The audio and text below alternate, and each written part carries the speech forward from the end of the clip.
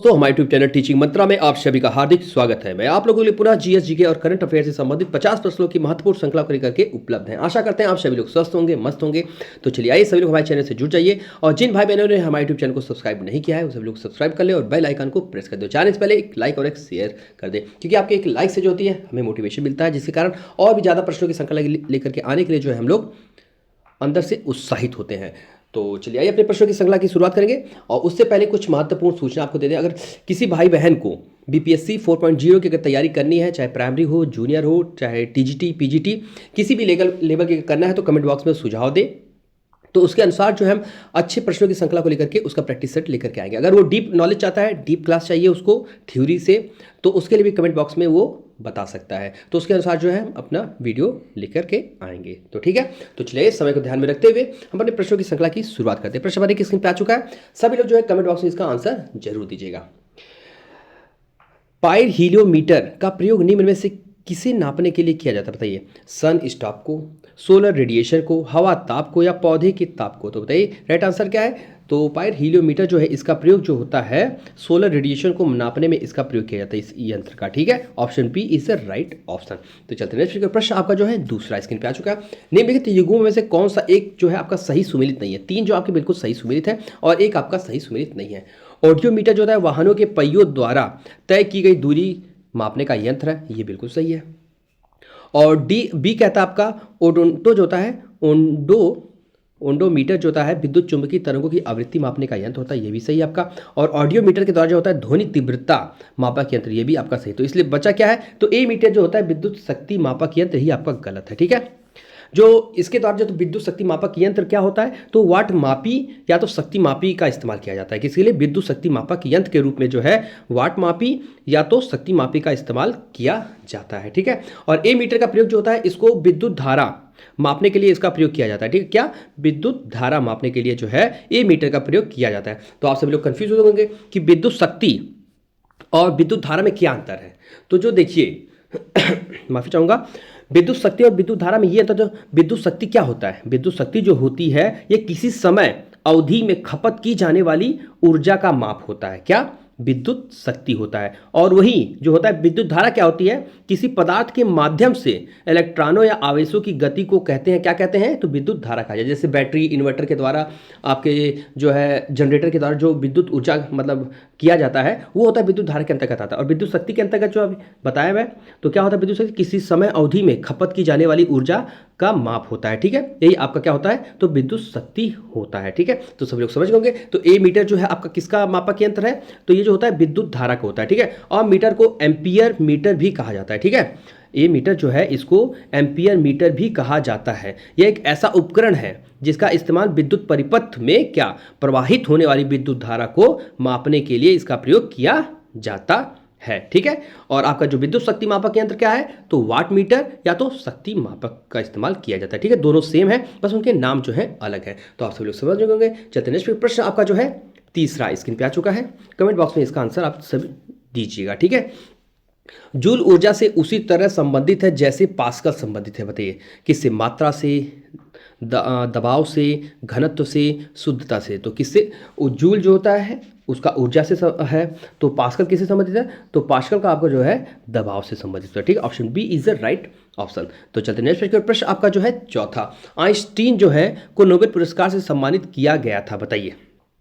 प्रकाश वैद्युत प्रभाव के लिए या विशिष्ट ऊष्माओं के सिद्धांत के लिए, और सी कहता है विशेष सापेक्षिकता के सिद्धांत के लिए, या बोस आइंस्टाइन सांख्यिकी के लिए। बताइए किसके लिए? तो जो आइंस्टाइन होते हैं उनको नोबेल पुरस्कार इसलिए सम्मानित किया गया था, वो प्रकाश वैद्युत प्रभाव के लिए। ठीक है, option A is the right option. तो चलते नेक्स्ट प्रश्न आपका जो है पांचवा।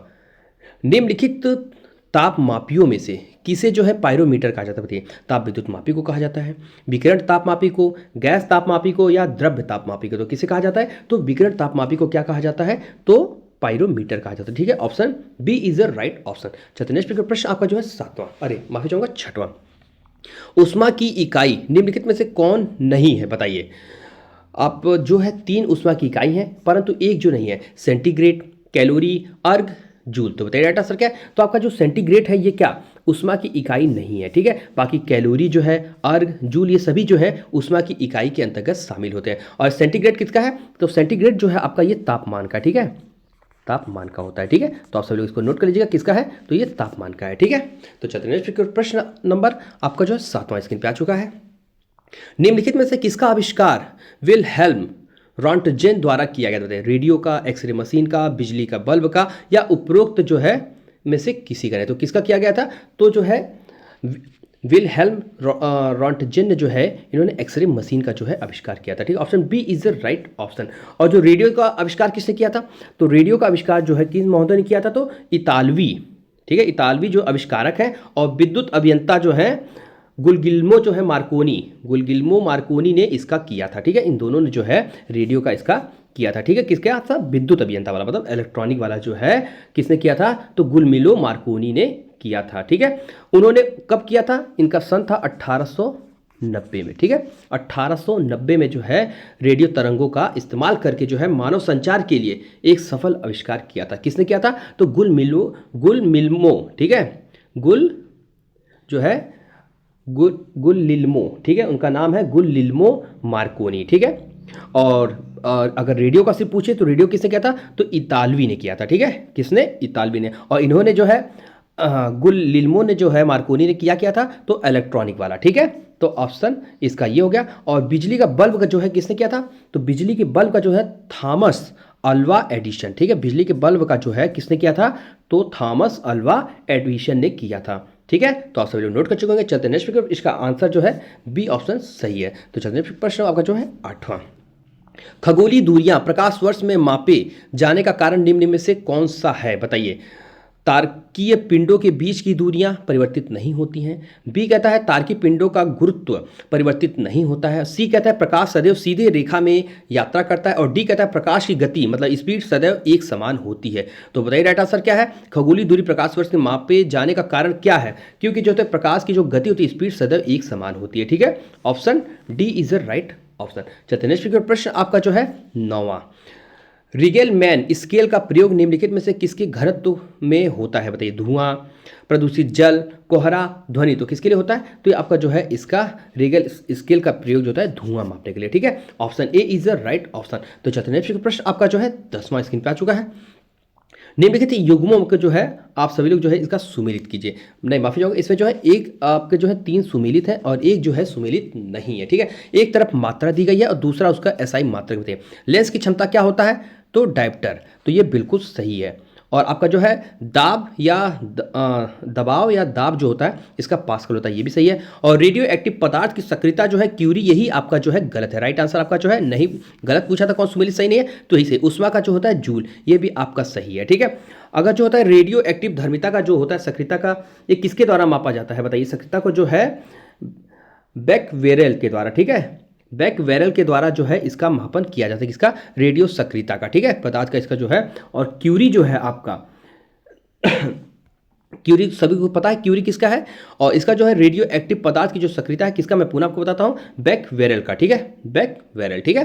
तो चलिए नेक्स्ट प्रश्न आपका जो है 11वां। किस भारतीय खिलाड़ी ने ओलंपिक में सर्वप्रथम पदक जीता था? केडी जाधव ने, राज्यवर्धन सिंह राठौर ने, लिएंडर पेस ने, या मिल्खा सिंह ने? तो किसने जीता था? तो आपके केडी जाधव ने जीता था, ठीक है। इसे पूछा है किस भारतीय खिलाड़ी ने ओलंपिक में सर्वप्रथम पदक जीता था? तो केडी जाधव ने। किस सन में जीता था? तो आपके जो है 1951 में, ठीक है। कब? नहीं, माफी चाहूँ, इन्होंने 1952 में, ठीक है, 1952 में जो है इन्होंने जीता था, ठीक है, 1952 में, ठीक है। और ये किस खेल से संबंधित थे? तो ये जो थे आपकी कुश्ती से, ठीक है, मैं लिख देता हूँ, आप सभी नोट कर लीजिए, कुश्ती से, ठीक है। ये आपकी कुश्ती से संबंधित थे, ठीक है। इसमें इन्होंने जो है यही पहले भारतीय जो ओलंपिक में सर्वप्रथम पदक जीता था 1952 में केडी जाधव ने। और अगर आपसे पूछे कौन सा पदक जीता था इन्होंने, तो कांस्य पदक, ठीक है। कौन सा? कांस्य, ठीक है, कांस्य पदक इन्होंने सबसे पहला जीता था। और अगर आपसे पूछे कि इसी ओलंपिक जो है ओलंपिक में सर्वप्रथम सबसे पहले कौन सी महिला थी जिन्होंने स्वर्ण पदक जीता था, अरे माफी, किन्होंने पदक जीता था, ठीक है, स्वर्ण पदक नहीं, किन महिला ने जीता था, तो वो थी कर्णम मल्लेश्वरी, ठीक है। कौन सी थी आपकी? तो कर्णम मल्लेश्वरी, ठीक है, कर्णम मल्लेश्वरी, ठीक है।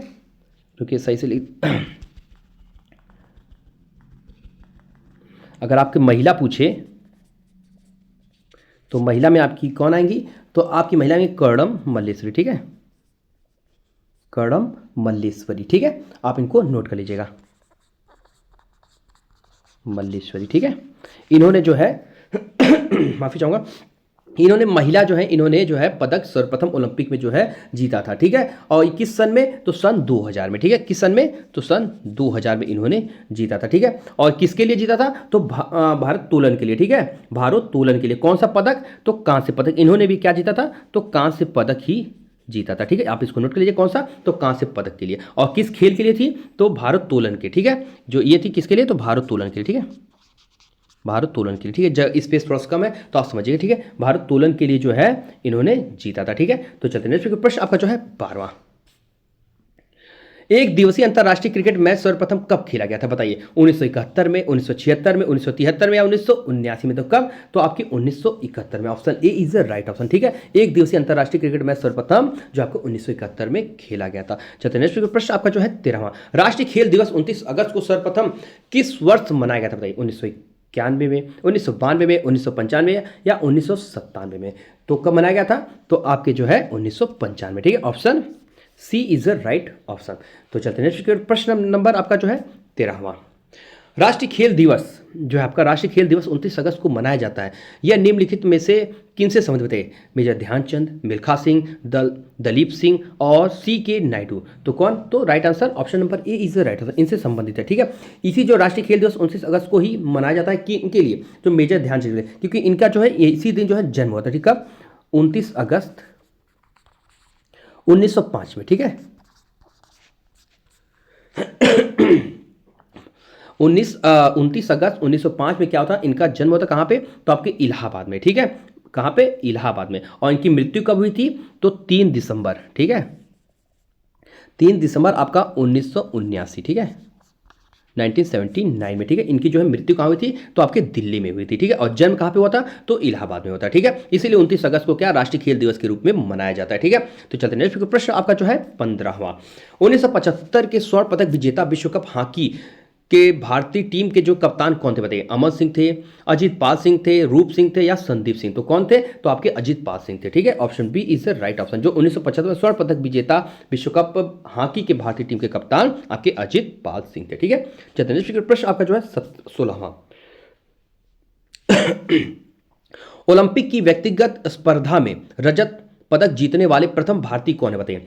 सुशील कुमार थे, लिएंडर पेस थे, राज्यवर्धन सिंह राठौर थे या विजय कुमार थे, तो कौन थे, तो आपके राज्यवर्धन सिंह राठौर थे, ठीक है, option C is the right option.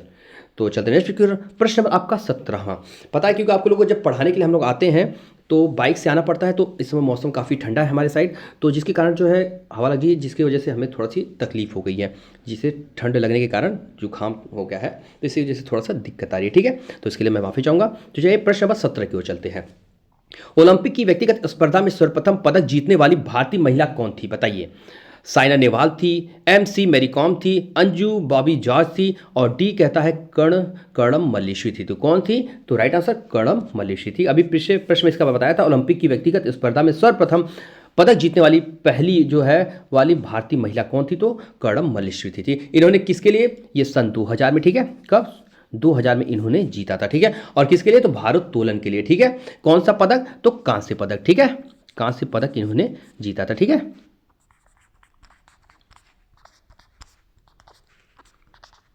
ठीक है, भारोत्तोलन के लिए, ठीक है।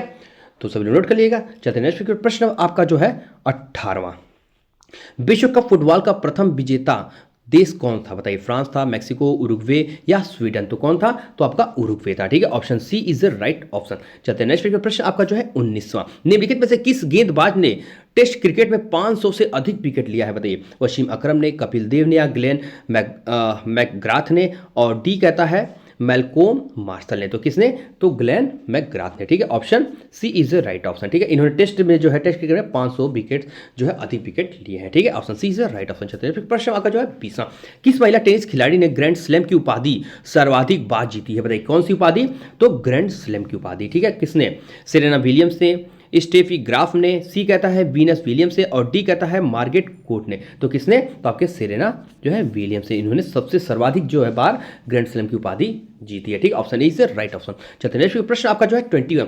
नीचे दो वक्तव्य दिए हैं। ए कहता है राष्ट्रपति संसद का भाग है, राष्ट्रपति संसद का भाग है, और कारण कहता है संसद के दोनों सदनों द्वारा पारित विधेयक बिना राष्ट्रपति की स्वीकृति के कानून नहीं बन सकता है। बताइए कौन सा? ए आर दोनों सही है, आर ए का सही व्याख्या करता है, और ए आर दोनों सही परंतु आर ए का सही व्याख्या नहीं है। ए सही परंतु आर गलत है, डी कहता है ए गलत परंतु आर सही। तो बताइए राइट आंसर क्या है? तो आपका जो ए आर दोनों सही है और आर ए का जो है सही व्याख्या करता है। ठीक है, इसलिए option A is a right option.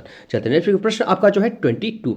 Bharat के राष्ट्रपति की शक्तियों के बारे में निम्नलिखित में कौन सा एक सही नहीं है? ठीक है, आपसे पूछा सही नहीं है। अगर पूछे आपसे राष्ट्रपति, जो भारत के राष्ट्रपति के शक्ति का जो प्रावधान है किस अनुच्छेद में है, तो आपके अनुच्छेद 53 में। ठीक है, अनुच्छेद 53 के अंतर्गत जो है इसका जो है राष्ट्रपति की शक्तियों का प्रावधान किया गया है। ठीक है,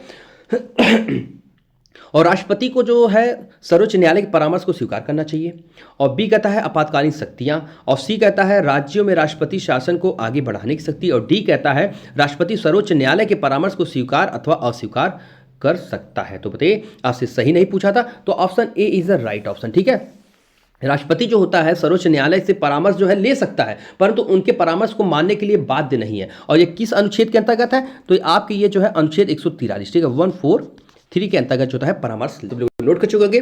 सलाह के लिए जो राष्ट्रपति जो है सर्वोच्च न्यायालय से जो परामर्श ले सकता है किस अनुच्छेद के अंतर्गत? तो अनुच्छेद 143 के अनुसार। ठीक है, और राष्ट्रपति की शक्तियों के बारे में अनुच्छेद 53 में प्रावधान किया गया। आपसे पूछा था नहीं, तो ये option A is the right option, क्योंकि जो है राष्ट्रपति सलाह ले सकता है परंतु उसको मानने के लिए बाध्य नहीं है। ठीक है, तो चलते नेक्स्ट प्रश्न आपका जो है 23वां। नीचे तो वक्तव्य दिए हैं। संघ की कार्यपालिका शक्ति भारत के राष्ट्रपति में निहित है, और आर जो है कारण है कार्यपालिका शक्ति सरकार या व्यवसाय चलाने से संबंधित। बताइए उपरोक्त मत से कौन सा सही है? ए आर दोनों सही है, आर ए का सही व्याख्या करता है, ए आर दोनों सही परंतु आर ए का सही व्याख्या नहीं कर रहा है, ए सही परंतु आर गलत है, और डी कहता है ए गलत परंतु आर सही है। तो बताइए राइट आंसर क्या है? तो ए आर दोनों सत्य है परंतु जो है आर ए का सही व्याख्या नहीं करता है। ठीक है, option B is the right option. चलते नेक्स्ट प्रश्न आपका जो है 24। आपातकाल में किसी राज्य विधानसभा की अवधि बढ़ाई जा सकती है? राष्ट्रपति द्वारा, संसद द्वारा, राज्य के राज्यपाल द्वारा, या राज्य विधान मंडल के द्वारा। तो किसके द्वारा?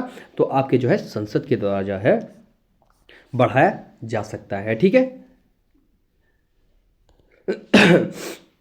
और जो आपके आपातकाल की जो घोषणा का जो प्रावधान किया गया है, जो ये किस अनुच्छेद में? तो आपके अनुच्छेद 352 में है। ठीक है, 352, 356 और 360 में। ठीक है, ये तीन जो है अनुच्छेद आपके आपातकाल के लिए बनाए गए हैं। ठीक है, और जो आपके 352 में क्या है? 352 अनुच्छेद में जो होता है बाह्य आक्रमण या सशस्त्र विद्रोह के कारण जो है संपूर्ण भारत या किसी एक हिस्से में जो है राष्ट्रपति शासन लगाया जाता है। किसके अनुसार? तो 352 के अनुसार। ठीक है, और आपके अनुच्छेद जो है आपका 356 जो होता है इसके अंतर्गत क्या है? तो किसी विशेष जैसे राज्य या किसी केंद्र शासित प्रदेश में जो है एक हिस्से में जो है राष्ट्रपति शासन लगाया जाता है। जब कोई मामला जो कोई सरकार जो होती है अगर ढंग से वहाँ पे सुचारू ढंग से सरकार नहीं चला पा रही है, वहाँ पे कानून का ज़्यादा उल्लंघन हो रहा है, तब ऐसी स्थिति में जो है 356 जो लगाया जाता है राष्ट्रपति शासन। और आपके 360 में क्या है? तो 360 में जो होता है ये वित्तीय आपात की घोषणा है। ठीक है, क्या? तो वित्तीय आपात की घोषणा है। ठीक है, तो चलते हैं प्रश्न नंबर आपका जो है 25।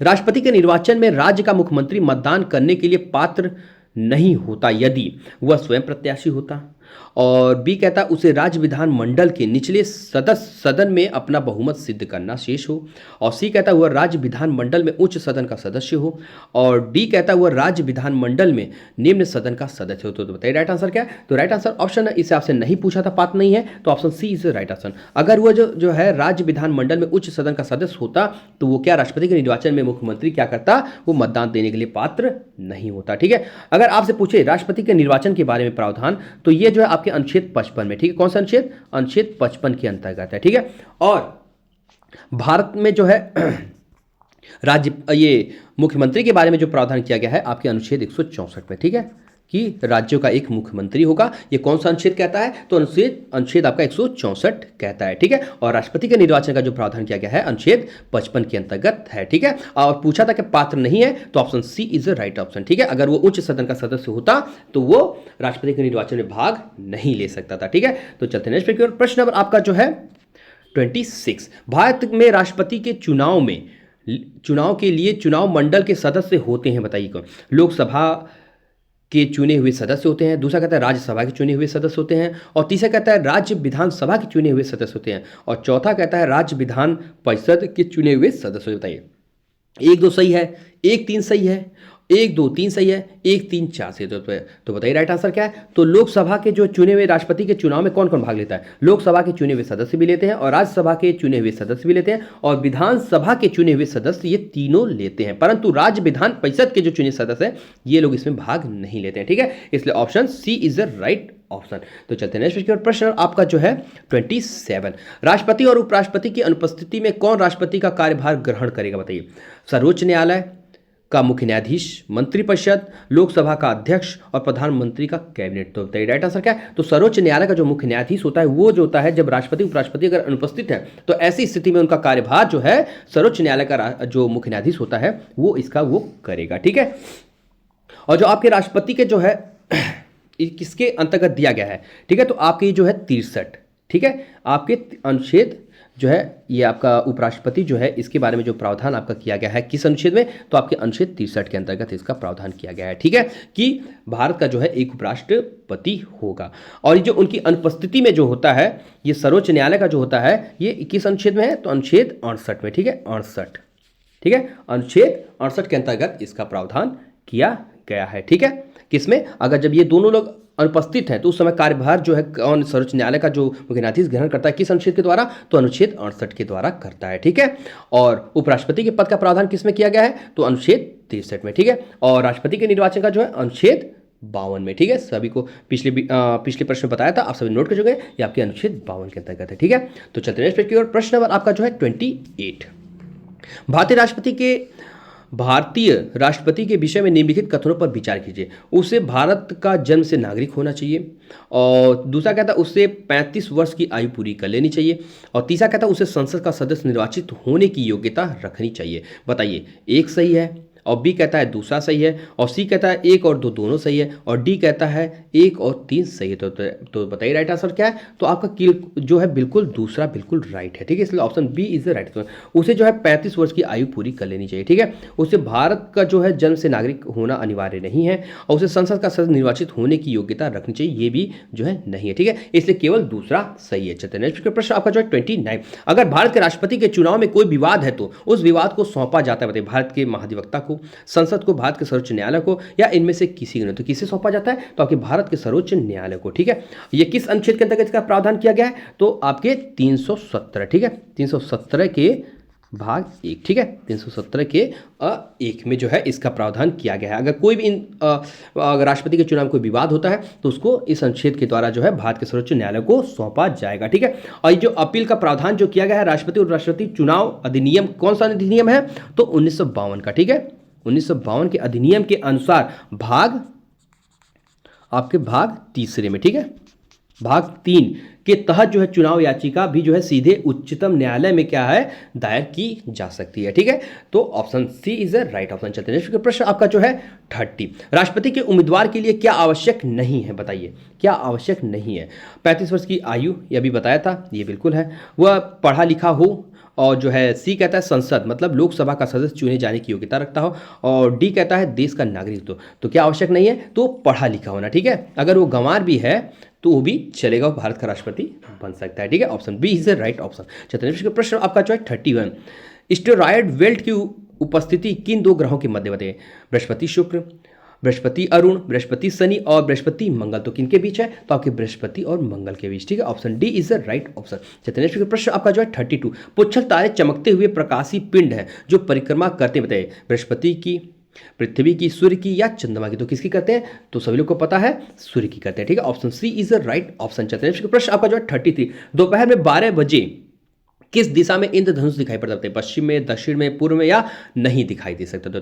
तो बताइए राइट आंसर क्या है। तो जो होता है दोपहर में 12 बजे इंद्रधनुष जो है बिल्कुल नहीं दिखाई दे सकता। ठीक है, इसलिए option D is the right option. और दोपहर के समय जो इंद्रधनुष नहीं दिखाई देता किसी भी दिशा में, ठीक है, क्यों नहीं दिखाई देता? क्योंकि उस समय जो है नहीं देख सकते आप। ठीक है, तो इंद्रधनुष कब दिखाई देता है? जो है या तो सुबह जब सूर्य उदय होता है उस समय, और शाम को जब सूर्यास्त होता है तो उस समय जो है आप इंद्रधनुष को देख सकते हैं, ठीक है, ना कि दोपहर के 12। मध्याह्न के समय जो होता है इंद्रधनुष का दर्शन संभव हो ही नहीं सकता, ठीक है। और कब हो सकता है, तो सुबह जब सूर्योदय होता है और शाम को जब सूर्यास्त होता है, ठीक है। तो इसलिए option D is the right option. चलते हैं प्रश्न आपका जो है 34। मंगल और बृहस्पति ग्रहों के मध्य स्थित किस क्षुद्र ग्रह का नामकरण युवा भारतीय वैज्ञानिक अक्षत सिंघल के नाम पर किया गया है, बताइए। क्षुद्र ग्रह 12,599, क्षुद्र ग्रह 71,200, क्षुद्र ग्रह जो है 52,403 और क्षुद्र ग्रह 11,192। तो बताइए राइट आंसर क्या है, तो क्षुद्र ग्रह 12,599 इनके नाम पर किया गया है, ठीक है। किस वैज्ञानिक, तो अक्षत सिंघल, ठीक है। Option A is the right option. चलिए नेक्स्ट प्रश्न आपका जो है 35। हेली नामक पुच्छल तारा अंतिम बार कब दिखाई पड़ा था, बताइए। 1990 में, 1986 में, सन 2000 में या 2001 में। तो कब दिखाई दिया था, तो आपके 1986 में दिखाई दिया था, ठीक है। Option B is the right option. चलिए नेक्स्ट प्रश्न आपका 36। हेली पुच्छल तारा भविष्य कब दिखाई देगा, बताइए। 2020 में, 2030 में, 2052 में या 2062 में। तो कब, तो आपके 2062 में दिखाई देगा, ठीक है। और इससे पहले कब दिखाई दिया था, तो आपके 1986 में, ठीक है। अब कब दिखाई देगा, तो 2062 में, ठीक है। तो चलते नेक्स्ट प्रश्न आपका जो है 37। कथन ए, धूमकेतु की पुच्छ सदैव सूर्य से दूर रहती है, और कारण कहता है धूमकेतु की पुच्छ गैसों व बर्फ के छोटे छोटे कणों से बनी होती है।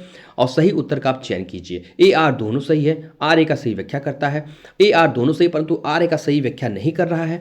ए सही परंतु आर गलत है, और डी कहता है ए गलत परंतु आर सही है। तो बताइए राइट आंसर क्या है, तो आपका ए आर दोनों सही है परंतु आर जो ए का सही व्याख्या नहीं कर रहा है, ठीक है। इसलिए option B is the right option. चलते नेक्स्ट प्रश्न आपका जो 38। पुच्छल तारे की पूंछ की दिशा सदैव होती है, सूर्य की ओर होती है, सूर्य से दूर होती है, उत्तर पूर्व की होती है या दक्षिण पूर्व की ओर होती है। कब होती है, तो वो जो है सूर्य से दूर होती है, ठीक है। पुच्छल तारे की जो पूंछ होती है वो सदैव सूर्य से दूर होती है। Option B is the right option. चलते नेक्स्ट प्रश्न आपका जो है 39। क्षुद्र ग्रहों तथा धूमकेतु के बीच क्या अंतर है, बताइए। क्षुद्र ग्रह जो होता है लघु चट्टानी ग्रहिकाएं है, जबकि धूमकेतु हिमसितित गैसों से निर्मित होते हैं जिन्हें चट्टानी और धातु पदार्थ आपस में बांधे रखते हैं। और दूसरा कहता है क्षुद्र ग्रह अधिकांशतः बृहस्पति और मंगल के परिक्रमा पथों के बीच पाए जाते हैं, जबकि धूमकेतु अधिकांशतः शुक्र और बुध के बीच पाए जाते हैं। और तीसरा कहता है धूमकेतु गोचर दीप्तिमान पुच्छ दर्शाते हैं, जबकि क्षुद्र ग्रह नहीं दर्शाते। बताइए इसमें से 1 2 सही है, 1 3 सही है, केवल 3 सही है, या ऑप्शन डी 1 2 तीनों सही। तो बताइए राइट आंसर क्या है, तो आपके जो 1 2 3 तीनों सही है, इसलिए option D is the right option. तो चलते नेक्स्ट प्रश्न की ओर। प्रश्न आपका जो है 40। मार्च 2015 में प्रकाशित पत्रिका टेक्नोफिजिक्स के अनुसार विश्व का सबसे बृहद ज्ञात क्षुद्रग्रह प्रभाव क्षेत्र कहाँ स्थित है, अफ्रीका में, ऑस्ट्रेलिया में, दक्षिण अमेरिका में या उत्तर अमेरिका में। तो कहाँ, तो आपके ऑस्ट्रेलिया में, ठीक है। Option B is the right option. चलते नेक्स्ट प्रश्न आपका जो है 41। गोवा में संपन्न हुए 37वें राष्ट्रीय खेलों में सर्वाधिक पदक किस राज्य ने जीता है, बताइए। सर्विसेज ने, महाराष्ट्र ने, हरियाणा ने या गुजरात ने। तो किसने, तो आपके महाराष्ट्र ने, ठीक है। ये आपके 10 महत्वपूर्ण करंट से संबंधित प्रश्नों की श्रृंखला है, ठीक है। तो किसने जीता है, Maharashtra. Option B is the right option. चलते हैं नेक्स्ट प्रश्न आपका जो 42। प्रधानमंत्री नरेंद्र मोदी ने यूएई के दुबई में आयोजित COP28 world climate action summit के दौरान किस नाम से ग्रीन क्रेडिट प्रोग्राम का वेब पोर्टल लॉन्च किया है, बताइए। लीड आईपी 2.0, लीड आईटी जो है आपका 3.0 और लीड आईटी 1.0 और डी कहता है लीड आईटी 2.0। तो बताइए राइट आंसर क्या है, तो लीड आईटी 2.0 के नाम से, ठीक। Option D is the right option. चलते नेक्स्ट प्रश्न आपका जो है 43। हाल ही में अंतर्राष्ट्रीय सौर गठबंधन जो है सौर गठबंधन ISA का 95वां सदस्य देश कौन बनाते हैं। चिली बना है, कांगो, नॉर्वे या यूएई। तो कौन बना है, तो आपका चिली बना, ठीक है। Option A is the right option. चलते नेक्स्ट प्रश्न आपका जो है 44।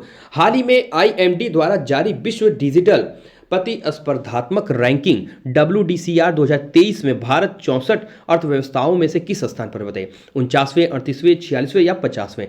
तो किस पे, तो आपके 49वें, ठीक है। Option A is the right option. चलते नेक्स्ट प्रश्न आपका 45।